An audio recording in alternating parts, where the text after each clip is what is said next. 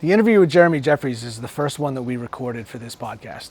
We had this interview in an enormous workshop where parts and pieces of aircraft carriers and submarines are being put together. It was like sitting in a giant steel Lego factory. Jeremy's been in this business for years. He's got tremendous enthusiasm and expertise. He's really proud of what he does. We think you'll enjoy this interview.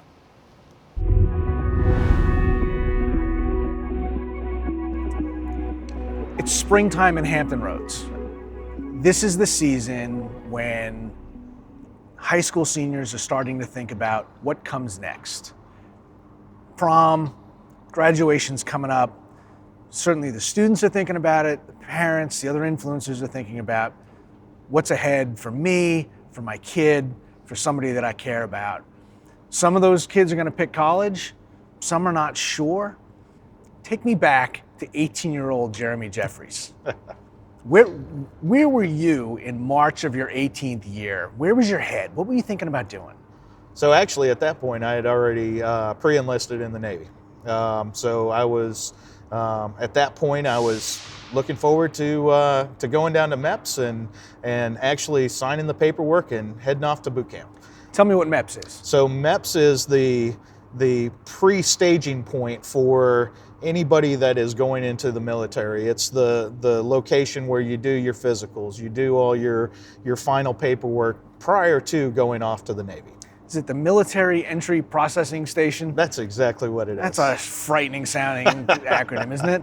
I don't know that I ever actually knew what the acronym stood for. Great. Okay. All right. So you kind of committed to the Navy a little sooner to that, right? I did. I had pre-enlisted back in, it was October-ish time frame. My father was in the Navy, grew up on Navy bases. Ultimately, it was something that was always there for me. It was something that I got the choice, go to college, go to the Navy. I ended up ultimately choosing going to the Navy. And to me, it was one of the better experiences that I've had. That must have been pretty comforting, kind of going into the end of your senior year, going into finals, knowing I've got a job at the end of this. I know at least where I'm gonna start. That's absolutely correct. Yeah. So when we go through those last moments of high school, and everybody is worried about it, actually having that pre-planned out and being able to know, hey, all I got to do is pass my classes here. I'm going out, I'm shipping out. I think it was middle of July is when I actually went to boot camp. Not knowing what's going to happen, not knowing where you're going to end up. That's a short way in my mind of describing the rest of your career that got you to being right here as the vice president of Fairleads Structural Division. Okay, you start out in the Navy, you're a hull technician, right? So Yep. Working with steel and pipes, that was the thing you knew that you were gonna do. How long were you in the Navy for? And what came next? So I was actually in the Navy for 4 years. I was a hull maintenance technician, a welder, pipe fitter. Looking back on it, I really feel like my time in the Navy actually really set me up for success going forward. The teamwork, the camaraderie, those are the type things that really pushed me forward in my future career. When I decided to get out, I had gone out and I was actually looking for jobs being an NDT inspector, which is non-destructive testing. And at the time, nobody was hiring. So I said, well, I'm gonna go in and I'm gonna just be a welder. That's what I know. So I submitted my applications to a couple temporary companies, and I actually started work the Wednesday after I submitted my application on a Friday as an NDT inspector at the first place that I put in for the welding job, which was kind of confusing, but it ended up that they just so happened to be looking for that QA position. So that was with Metro Machine over in the Berkeley section of Norfolk. Started there in, it was actually August of 1998. Started as a temp working for one of the temp agencies that was providing services, and ended up hiring on as a permanent employee about a month and a half, 2 months later in September. And again, working in the QA field, I learned all of the NDT disciplines. I'd already had a little bit of exposure with that in the Navy, but really actually being out doing it was one of the big kickers. So you said something in there I just want to touch on, QA, quality assurance. Yep. Right? So there were already a couple possible career divergences that you were looking at, right? So you came out of the Navy, you knew how to weld. Correct. But somewhere in there you learned about non-destructive testing, which is a branch from, right? It's very closely related to welding. It is. It is. And then there's other parts of quality assurance as well. Correct. Right? And don't all those things kind of depend on one another? They do. They do. Quality is the basis for everything that everybody's doing in the shipbuilding industry. And I kind of look at it as safety, quality, cost, and schedule. Those are the four major pillars for everything that we do in the shipyard. The quality side of things, if you're not building the best quality product that you can every single day, then those sailors that are out there going into harm's way are not going to be able to depend on that product that you provided to them. So to me, that quality, it comes just behind safety, but definitely above the cost and the schedule. From the initial jobs working in the QA department, I actually learned another aspect of the quality side, and that was the preservation side of the house. Through that experience, I was actually asked to start up a new division for Metro, which was our blast and paint division. And we actually were operating ultra-high pressure water blasting robots. And they truly were robots. And they were held onto the side of a ship with a rare earth magnet and had all these servos and all these cool things. And it was very high tech, and it was something that was really neat to be able to learn that and be able to take a ship that had 7 to 10 coats of paint on it and very quickly strip that off down to the bare steel and make it to where it was ready to be painted once again. You said you started that division? So I was the foreman that was selected for starting that division. It did not exist up to that point, yes. So pretty quickly, right? So you did 4 years in the Navy. 5 years later, you're a foreman. And you're kind of running your own shop that's working with robots, didn't previously exist within that, at that company, and you're the guy in charge of that. Yep. How did that happen? What makes you qualified to do that? It was really, again, going back to that teamwork, dealing with teams, building the right teams, understanding the ability of others and how they can help you to be able to achieve a common goal. Ultimately, some of it's just being in the right place at the right time. Some of it is having that drive to be able to go out and say, hey, I want to go out and do that. Just like joining the Navy, there's a lot of times where you just got to just jump out there and say, hey, yeah, I'll give it a shot. So it's kind of sticking your neck out there. It does go to show that anybody coming up can quickly, if they show the right determination and the right skill sets, to be able to do that. It's the right guy in the right place at the right time, willing to do the work. Sometimes you've got to say yes. Let's talk about project management for a second. So even when I worked here with you, we often had project managers, but they weren't necessarily the credentialed project management professional holder, right? They didn't go to the course to get that industry-wide recognition. Did you have that at the time when you first started out as a project manager? Is that a valuable thing to have now? Ultimately, it is something that somebody that is striving to be a project manager, I highly recommend it to them to this day. It gives you those skills that I just described, the scheduling, the management, the cost. It teaches you earned value management. It teaches you how to properly break down a project and work a project. Obviously, when you start that journey and you're on your way that final day, it's pretty nerve-wracking. Not a college program, right? You don't need to have a college degree in order to be a project manager. You need some work experience. Correct. If you have a college degree, that's another path to get into, but it's not the only one. How useful would it be for somebody applying for a job at Fairlead to walk in who's got a project management professional credential? Oh, absolutely. It's definitely useful. When we're going through somebody's resume and we see that PMP certification on there, to me, the PMP, it's one of those triggers that makes me look a little harder at that person. Sort of like MBA. You know, there's these different acronyms that stick out that say, hey, I went a little bit further, I went a little bit above and beyond what that other guy did.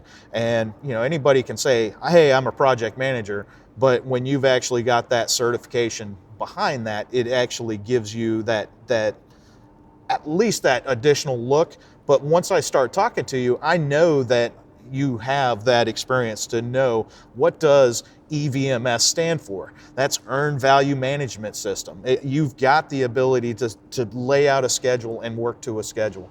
It gives you those basic credentials. Okay. You used 2 credentials in there, PMP and MBA. Yep. Which would you hire today? Depends on what the job is. Oh, come on. Which would you rather hire? I know I would have rather had a PMP over an MBA. Yeah, so ultimately if I'm seriously bringing somebody in as a project manager, 100% a PMP. I remember reporting to my first ship at 22 years old, thinking I'd had a bunch of training and education beforehand, but getting there the first time and realizing, no, this is real now. Yes. Right? And being I was absolutely intimidated walking up for the first time, but pretty quickly, like, you get acclimated to it, right? Everybody there wants you to succeed. You're all on the same team. And then it gets to be familiar going from place to place. And that, I wonder if that's a hindrance for people getting into the industry, because they're ships, they're classified. You don't get easy access to it, but here we are trying to recruit people into that field, whether it's in uniform or on the civilian side. And it's always been sort of like walled off. You see them off in the distance. You know, when I first joined the Navy, it was the same way. You know, you get me personally, I was on that mini aircraft carrier, and as you're going through the bowels of that ship and not knowing how to get down to laundry or how to get down to the barber shop or whatever that you need to do, it takes you a little bit of time to get used to that. When you come into a shipyard, part of the initial training that's given is how do you read those bullseyes? How do you know which way is forward, which way is aft? How do you know what is port, what is starboard? Port is your left side, starboard's your right side. When you're in a civilian role, you have no clue what port and starboard is. Just being able to understand what the bells mean when the ship rings the bells, and understand the different pieces and parts. That's part of what you normally will get that training in your indoctrination. So after working in the role as a project manager for approximately 10 years, almost 15 years, I actually took on a role as basically the senior project manager in charge of handling all of the work at BAE. So instead of having just the trades and the project managers, now I was dealing with multiple ships, multiple different classes, multiple different customers from the BAE system side of the house. Again, I was still working for Metro Machine, but we had a teaming agreement to where we were providing support to them. After about a year and a half, we had NASCO San Diego actually approached Metro Machine and decided to buy us. So when Metro Machine was purchased by NASCO San Diego and we became NASCO Norfolk, I moved into a new role as the General Superintendent. General Superintendent actually reported directly up to the Vice President of Production, and from that role I had all of production for Metro, and I had all of the program side of the house from Metro Machine. And that was for both our prime contracts and for our subcontracts and teaming contracts. Had that role for approximately 2 years also. And at that point, that's when Earl Industries was also purchased by NASCO San Diego, and they were rolled into the fold also as NASCO Norfolk. And so that brought a lot of influx and a lot of different groups coming together. We now had NASCO San Diego saying, this is how I want things to be done. We had NASCO Norfolk / Metro Machine saying, this is the way I do things. And you had Earl Industries / NASCO Norfolk that said, this is the way I do things. So typically when that happens, every company's got their own IT system, they have their own accounting procedures, their quality assurance procedures, their weld procedures, all those things are kind of unique to those. And now you have these 3 points coming together with these mergers and pre-existing companies that now have to decide what's the way forward.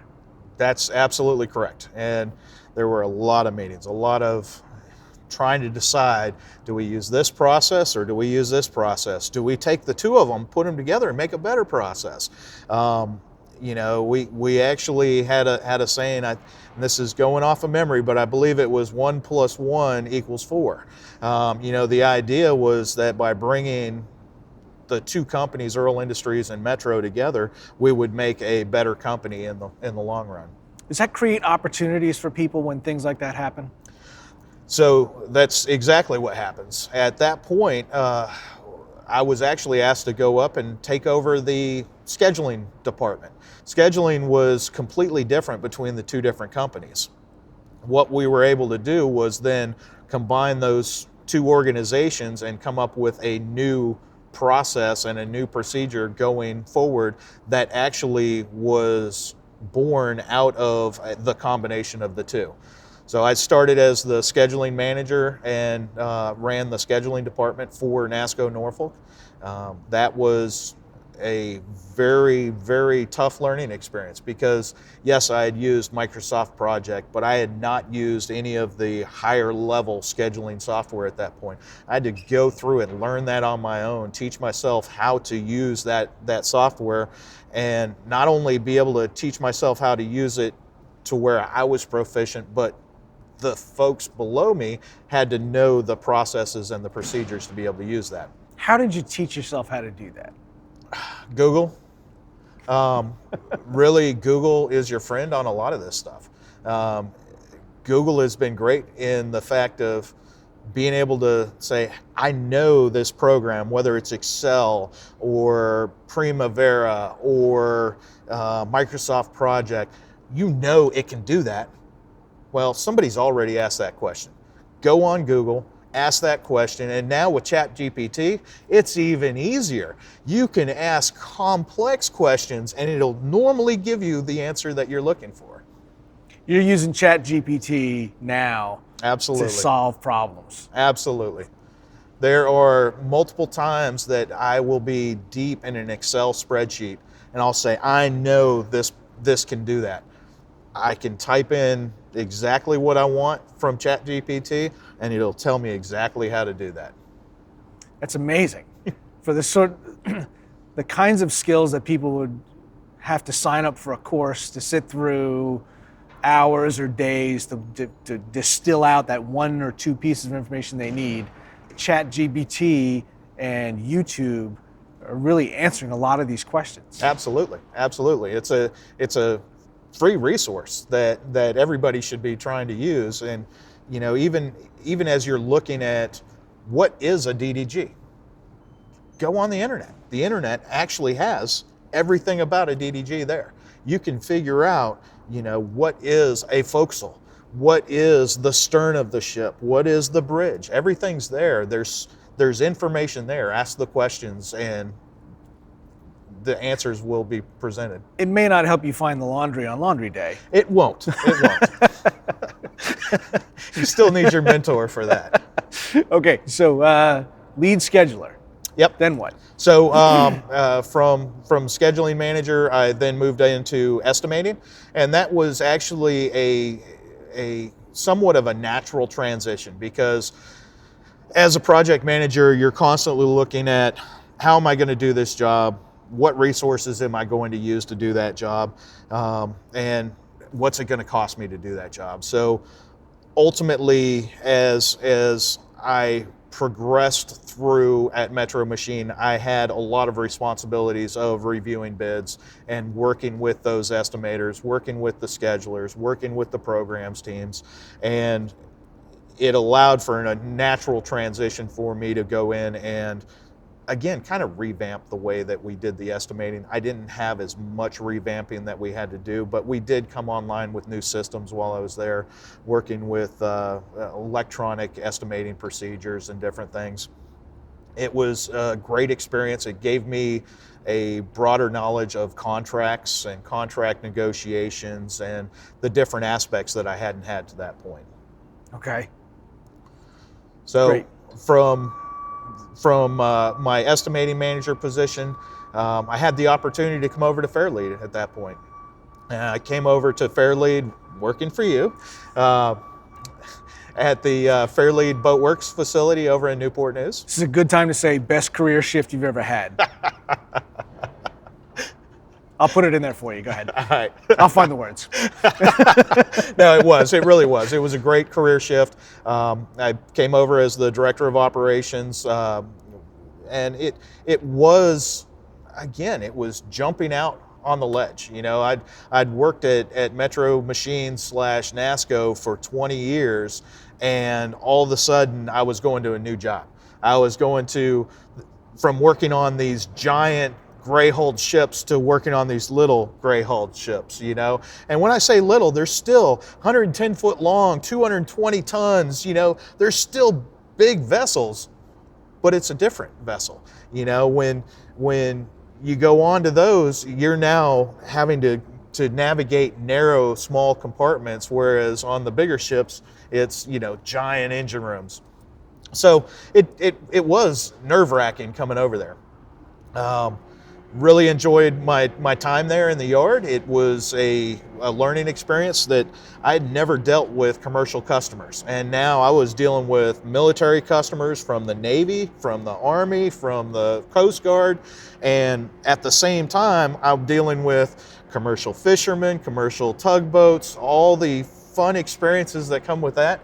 But it's one of those things that there's so many different opportunities at all the different shipyards throughout the area. BAE and NASCO and MHI, really those shipyards, they deal with the big Navy ships. Kalana, us, East Coast Repair, we also deal with the big Navy customers, but we also get to deal with the local customers, the fishermen and the tugboat operators. It was always hard to get bored in that job because each day was going to be something different. It was always something different. It's a new vessel, it's a new customer, it's a different environment, it's a different project. Even if you see the same boat coming back, it's a new project again.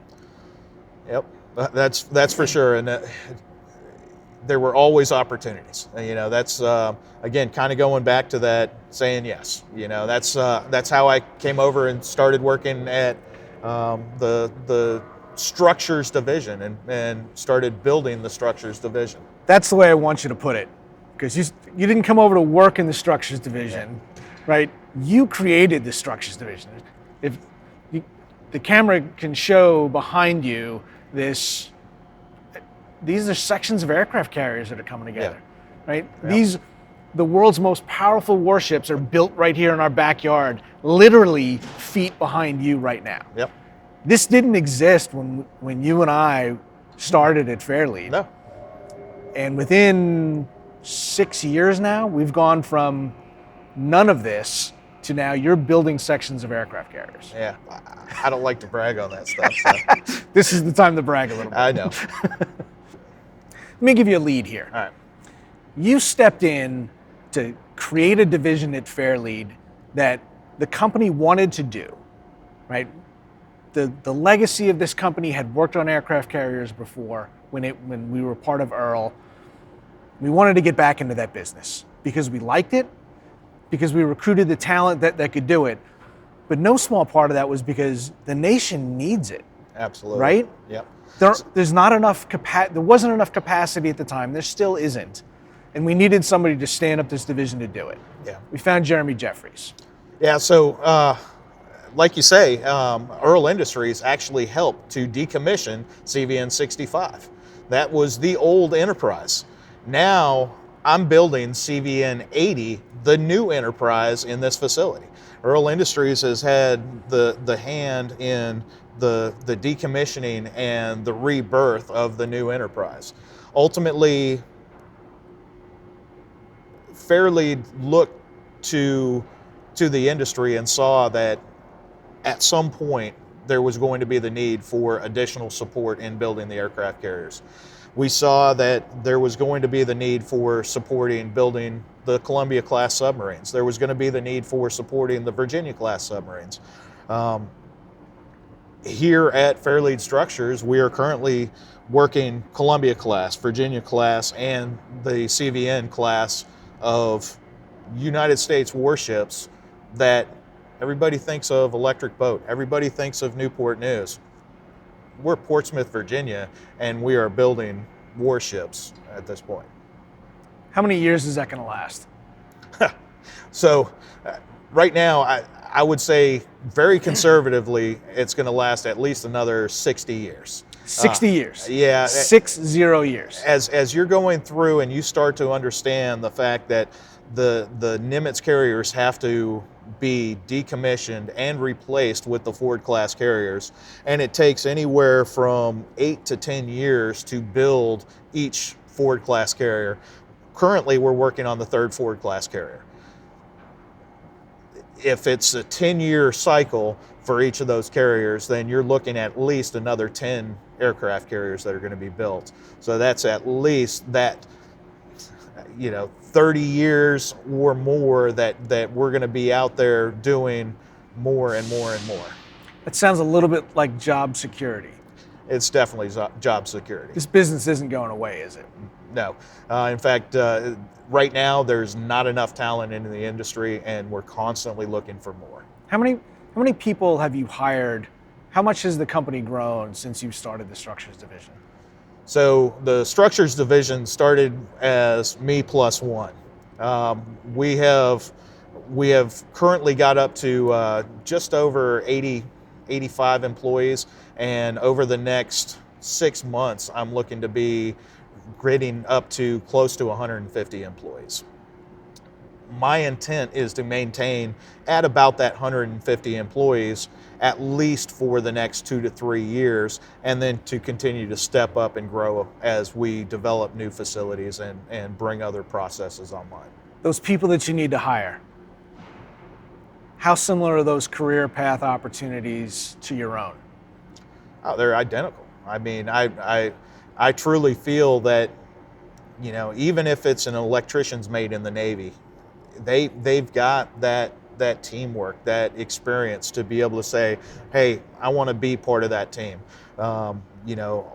Ultimately, I feel that we can take anybody from high school, anybody from the Navy, and be able to teach them and transform them to become a shipyard employee, a welder, a ship fitter, a rigger. Even if they want to be a planner or something else that's not on the deck plates, there's those trades available also. You've talked about so many of these pathways that you took. You started out as a welder. Mm-hmm.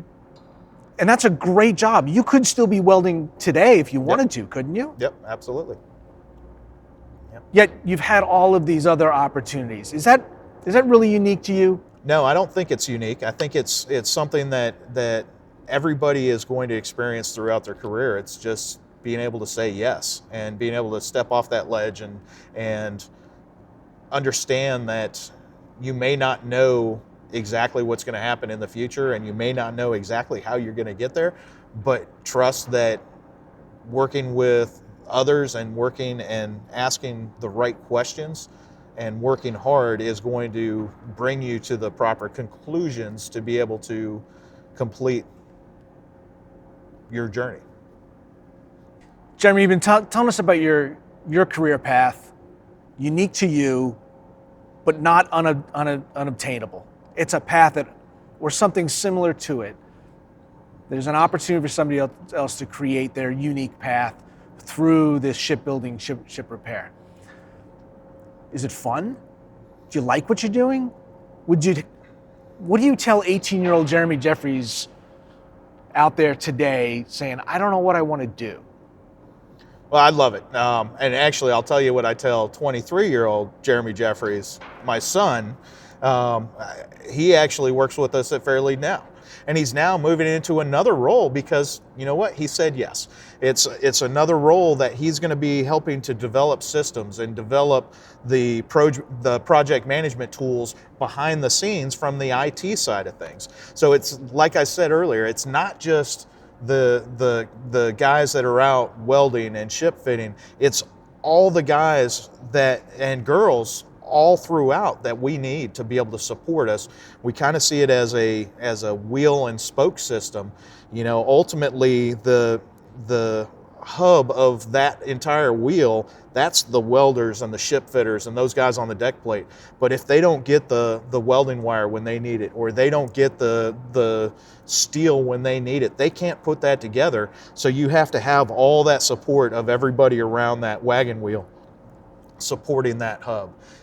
Absolutely, I love it. It's like building Legos every single day. You know, you get a chance to play and construct and build, and every single unit that we build and send out on a barge, we're able to say, hey, that's another piece of that aircraft carrier that we've sent down the river that Newport News is then going to tie together and eventually commission as the CVN 80, the USS Enterprise. In that short little burst of enthusiasm, you just touched on several other career opportunities in there that we're going to explore in this podcast series that we just can't take any more time to talk about. IT, but logistics management, warehousing, all that other stuff. And the enthusiasm absolutely comes through. The thing that I heard is, I think the title for this, the opportunities are there, say yes. Absolutely. Absolutely, yes. And that's a great way to end it. Yep. Thanks so much for your time. Thank you very much.